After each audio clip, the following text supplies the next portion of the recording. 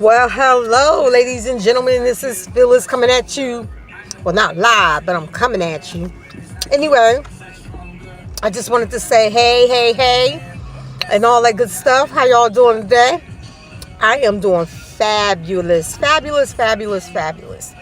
We have to keep the fabulous mentality.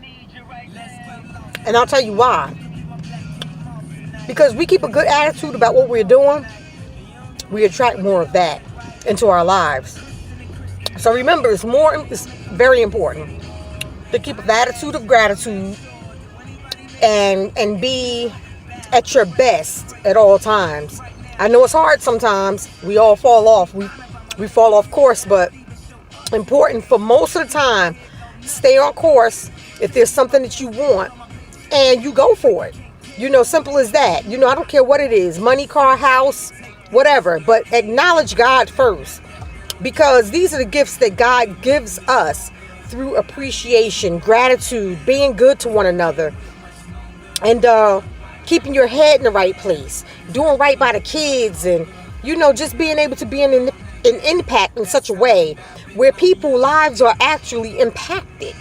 What does the word impacted mean? It means that they're receiving something that can very well change their lives. That can be in a good way or a bad way. That's why we have to be careful what we do, how we set examples for others, for kids and people that's in our circles. We can set examples for friends. That's what we're there for. We're in friendships to keep one another, keep each other up. But when we're not. Now, why'd he do that? But when we're not keeping each other up, what happens once we don't keep the other person up? We tend to fall slack ourselves.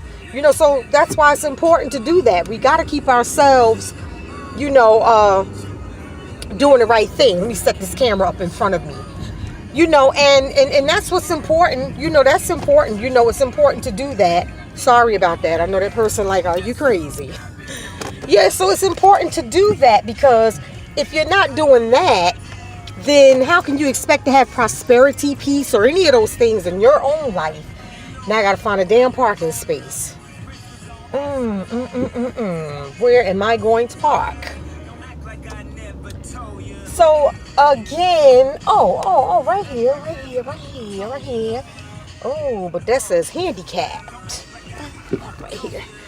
And so that happens. The universe takes care of us, ladies and gentlemen, but it's what we're putting out. If we put out good things, then we get good things back. Simple as that. So if you're putting out good and it's something that you want, it comes back. But if you're putting out the bad things, attitude, you're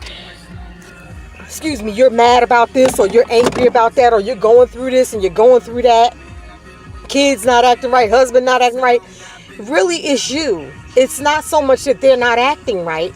It's you, believe it or not. You draw certain things in your life. So you have to set the example and be good yourself. The very people that you want to draw around you, you have to become that person. I know it sounds weird. And if you don't know anything about the law of attraction, then I suggest that you read books that teaches you about the law of attraction, the laws of the universe. And the laws of the universe says that whatever you put out there is what you get back. What you reap, you shall sow, or what you sow, you shall reap, whichever. But you know what I mean. You've heard that saying for years and years and years, and it is very, very true. Whatever you put out there, harvest day is coming. So we just have to be careful how we treat people, what we do. What you do to people, you do to yourself.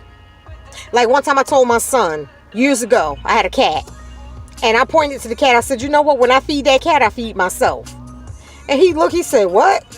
He didn't understand what I meant by that. But what I meant was that whatever I do for that cat is the very thing that returns to the source, which is me.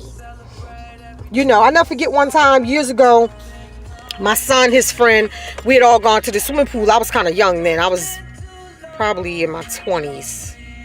I think so. But anyway, we go to the swimming pool, we come out, and my son was like, I want a hot dog. Mine only had, I think, like $5 to my name. I might have had 10. I'm thinking 10, because I had enough money to get myself a hot dog, his friend, and him a hot dog. But when I looked down, I saw this little scroungy dog. Oh, it was so looking, I said, oh, the little dog was so hungry. So I took half of my hot dog, gave it to the dog. And the little dog's ribs was showing. It was just a pitiful little thing. So then I didn't have enough money for us to take the bus back up the hill, really. So what I did, I just kind of did some psychology stuff on the kids. I was like, let's walk. It's a nice day. It was like 90 degrees outside. And them kids was looking at me like, walk what? But we did. We ended up walking. But during our walk, the dog followed us the entire way. Let me turn that down some. The dog followed us the entire way. When we got up the hill, and make a long story short, because I don't want my video footage to get out or to burn out. When we get up the hill, there's this Western beef. We lived in Newark, New Jersey at the time, or East Orange, New Jersey at the time. There's a Western beef. I tell my son, I said, take this $5, run in there and get this dog a bag of dog food, and we're going to try to find a dog some water. So I'm looking around, so some old men were outside there. They said, well, here's a pot right here. Put some water in this. There's a little thing on the side of the building, a sprinkler. So I filled it up with water, and my son, he in there getting the dog food. So he comes out, and then we take this little thing, and we put this dog food inside this little plate thing. The dog eats. We're waiting for the dog, like the dog belonged to us. And then after the dog was done, we continued our walk. That dog followed us. That dog must have followed us 20 blocks. So we were almost home. There was a watermelon man out there with watermelons. I didn't have any more money. And I walked by and I said, excuse me, sir, how much are your watermelons? Like that, because I knew that eventually I was going to come back to the truck one day and get a watermelon from him if he was still out there or whatever. And he said to me, he said, they're $6. And I said, damn, I just had 5. So I said, okay, well, thank you. And I walked on, and about maybe, when I took like about maybe a good 10 feet from this man, he said, excuse me, miss. And I turned around and I said, yes. He said, come here. And I went back to the truck. He said, this one is for you. He said, don't even worry about it. Go ahead and take that watermelon. And I said, thank you so much. But I was like, you sure? He said, yeah. And then I thought about, that's how the law of attraction works. And ever since I've had that kind of heart, although I've always had that kind of heart, even when I was a kid, I shared everything, my candy, my cookies.